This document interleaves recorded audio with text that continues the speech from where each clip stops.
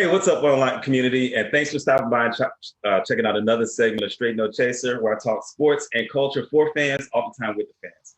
Now, tonight we're deviating from our normal programming schedule because I got a brother on here I've been trying to connect with for a while, and I've been really wanting to have him on the show. And we were finally able to make it work. So I'm really glad to have this brother on here. I got Chauncey Jones, former Thornton Wildcat, former University of Alabama basketball player, former professional basketball player, and all-around good cat. So Chauncey, welcome to the show.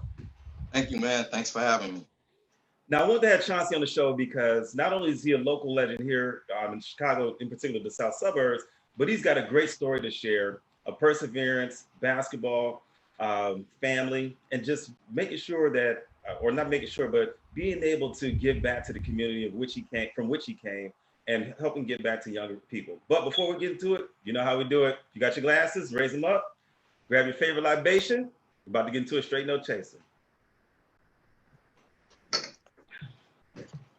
I always assumed that you were from Harvey, born and raised. When you're talking about Oak Park, going to Weber, or playing in Weber, things like that. So talk about kind of how you ended up at Thornton, because you were a guy that made your name at a school that has a rich basketball legacy. So talk about how you ended up in Thornton and what that was like playing for Coach Hill.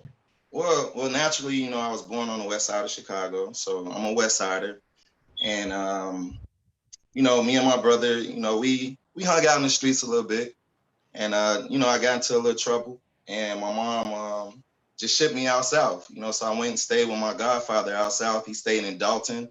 It was like in the Harvey section. Well, it was in the Thornton district. Yep. And that was it. That's how I ended up at Thornton. So first off, I've had your former coach on the show. I've had Coach Hill on the show. Coach Hill. Yeah, Coach Hill, ye of the purple suit. Everybody knows Coach Hill from the purple suit, but that's my man. I love Coach Hill. I've had Coach Hill. I know, right? I've had Coach Hill on the show, and he's talked about you being one of the best players that he's coached, and he's coached a lot of guys throughout the years at a number of different schools. What was it like playing for Coach Hill? What was that experience like playing at Thornton and playing for Coach Hill? Well, first off, Coach Hill is my man. I love him to death. Shout out Coach Hill. It was actually an easy transition for me. I started out, and he's seen the competitive fire, he's seen the leadership qualities, and he just gave me the ball and said, "Young man, go. Young man, go."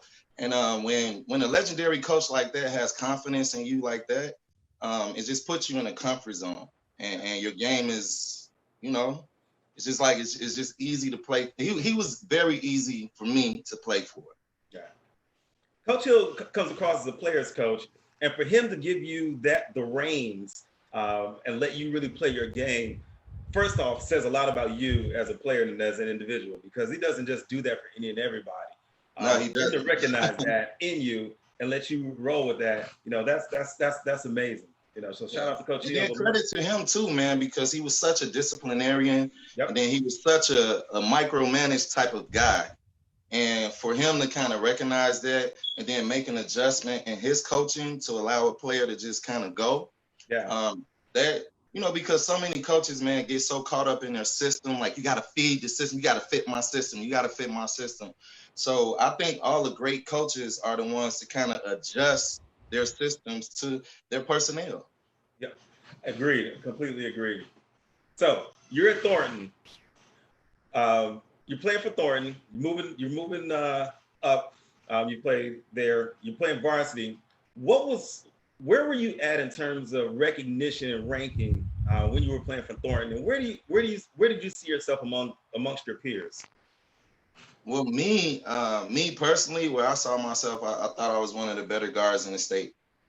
Actually, I thought I was the best guard in the state, Yeah. to be honest. And so that was it right away, man. I just wanted to kind of show and prove, that I belong, that I was worthy to wear number 10.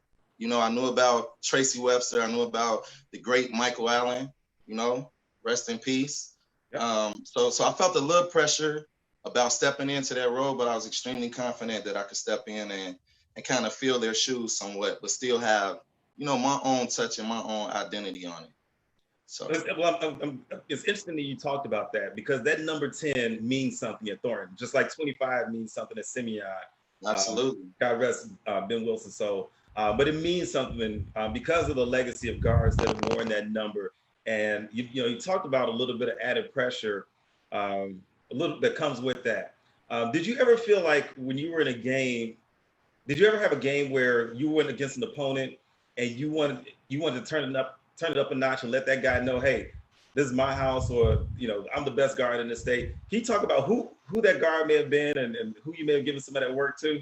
Well, obviously, those Thorn Ridge games, man. So they had a nice backcourt, man. Jermaine Hicks and John Lott. Yeah, I remember a So lot.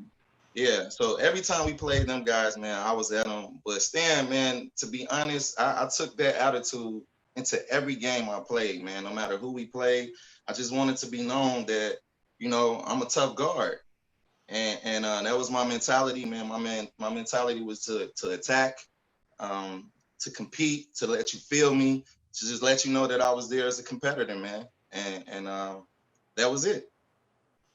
And that's kind of where your reputation lies. And that was, this guy's here, he's gonna compete every night, he's strong, he's physical. And I think you just threw out something that was really key. And you're gonna you play with force. You play with force on both ends of the floor.